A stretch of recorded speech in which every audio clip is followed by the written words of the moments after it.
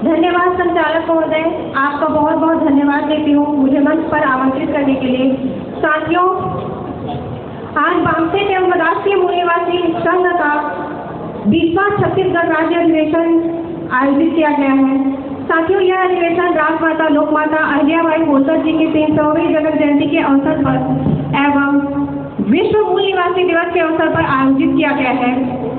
तो साथियों, आज इस दिन उपस्थित तमाम हमारे छत्तीसगढ़ के मूल निवासियों का इस राज्य अधिवेशन में हार्दिक स्वागत और अभिनंदन करते हैं। हमारे अध्यक्ष महोदय माननीय आर.के. राम, सीसी सदस्य बामसेट नई दिल्ली का मैं छत्तीसगढ़ की पावन धरा पर हार्दिक स्वागत अभिनंदन करती हूँ। हमारे मंचा से बुद्धिजीवियों का और छत्तीसगढ़ के तमाम मूल निवासी साथियों का बहुत बहुत स्वागत और अभिनंदन है। साथियों, एक खास विषय, एक खास मुद्दे और देश के स्थिति परिस्थिति को ध्यान में रखते हुए आप लोगों का ध्यान आकर्षित करना चाहूंगी। साथियों, कुछ ही दिनों पहले हमने स्वतंत्रता दिवस मनाया, बहुत ही शान से अपना राष्ट्रध्वज फहराया। साथियों, आप लोगों को देश की हकीकत को पहचानने के लिए आप सभी का ध्यान आकर्षित करना चाहती हूँ।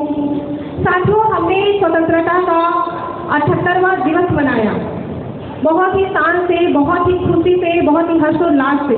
लेकिन साथियों, हमारे देश में लगभग 150 करोड़ लोग हैं।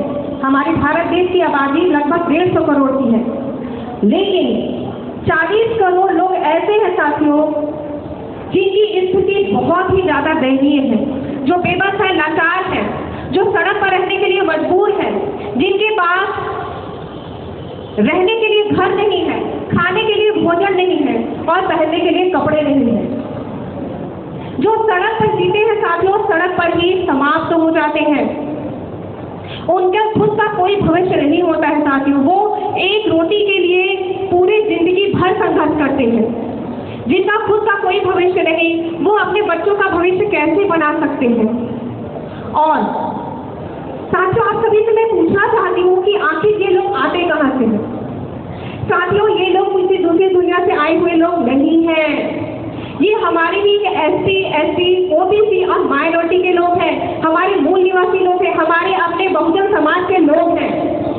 और 80 करोड़ लोग, लगभग 80 करोड़ लोग ऐसे हैं जो 5 किलो राशन पर जीने के लिए मजबूर हैं।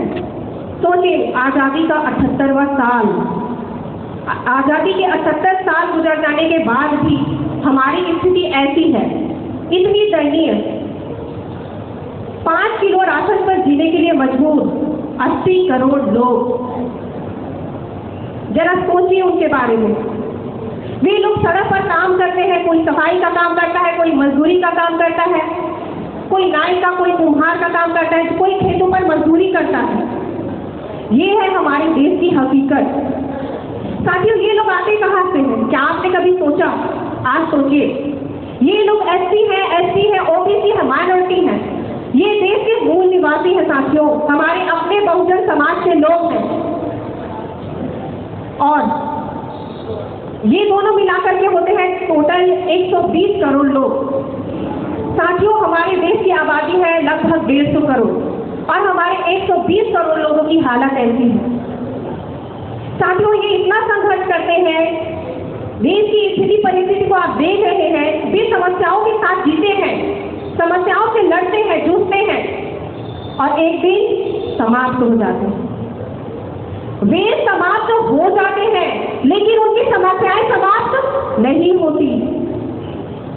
और बाकी के बच्चे 30 करोड़ लोगों के बारे में नहीं बताना चाहूंगी, सिर्फ 10 करोड़ लोगों के बारे में बताना चाहूंगी साथियों। ये 10 करोड़ लोग ऐसे हैं जिन्हें बाबा साहब अम्बेडकर के संविधान के बदौलत शिक्षा का अधिकार मिला। वे डॉक्टर बने, इंजीनियर बने, वकील बने, टीचर बने, अधिकारी बने, कर्मचारी बने और हम जैसे पढ़े लिखे वर्ग का निर्माण हुआ। वे आज शिक्षित हैं, आर्थिक रूप से और शैक्षणिक रूप से मजबूत लोग हैं। एक सवाल पूछना चाहती हूँ मैं साथियों आपसे कि क्या हम उन 120 करोड़ लोगों की आवाज नहीं बन सकते? क्या हम उनके हक अधिकार के लिए नहीं लड़ कर सकते? कौन लड़ेगा उनके लिए? वे लोग जो एक रोटी के लिए दिन भर संघर्ष करते हैं, पूरा जीवन संघर्ष करते हैं? नहीं, बल्कि वे लोग लड़ेंगे जो आर्थिक रूप से मजबूत लोग हैं, हम जैसे लोग। साथियों, आज देश में इसी प्रकार की समस्याएं हैं। अब आप ये सोच रहे होंगे कि हम ही क्यों करें, तो साथियों आप सभी को बताना चाहूंगी कि ये 120 करोड़ लोग में से आए हुए ही हम लोग हैं। हमारे माँ बाप ने, हमारे दादा परदादा ने हमें इस स्तर पर लाने के लिए बहुत ज्यादा संघर्ष किया है, त्याग दिया है, बलिदान दिया है। ज्योतिबा फुले से लेकर के बाबा साहब अम्बेडकर तक का इतिहास आप देखें तो उन्होंने कितना संघर्ष किया है, ये किसी से छुपा नहीं है।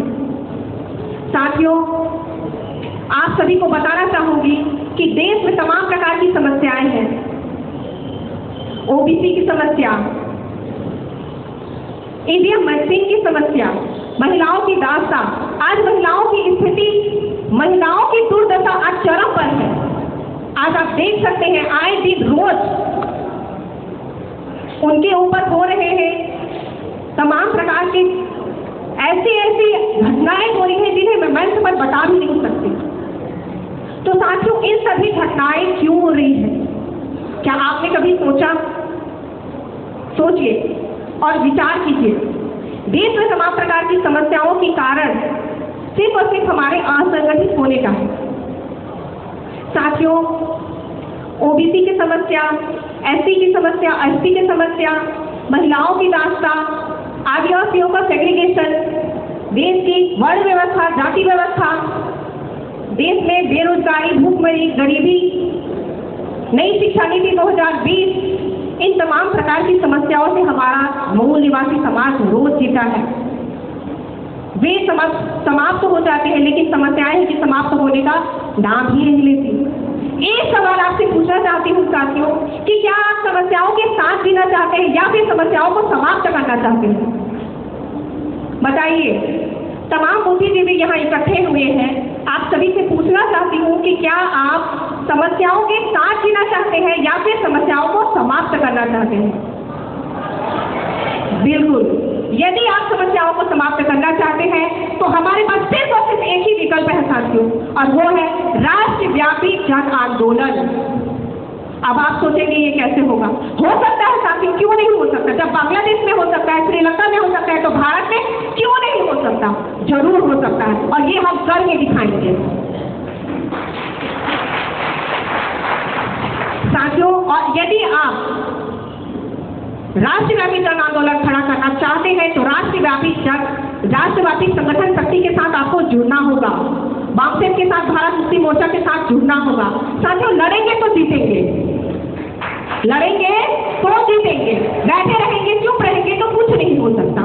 और ऐसे आत्मविश्वास के साथ कि आप लड़ेंगे और जीतेंगे और संगठन का साथ देंगे, मैं अपनी वाणी को विराम देती हूँ। आप सभी ने मुझे सुना, इसके लिए धन्यवाद। जय मूल निवासी, जय मूल निवासी।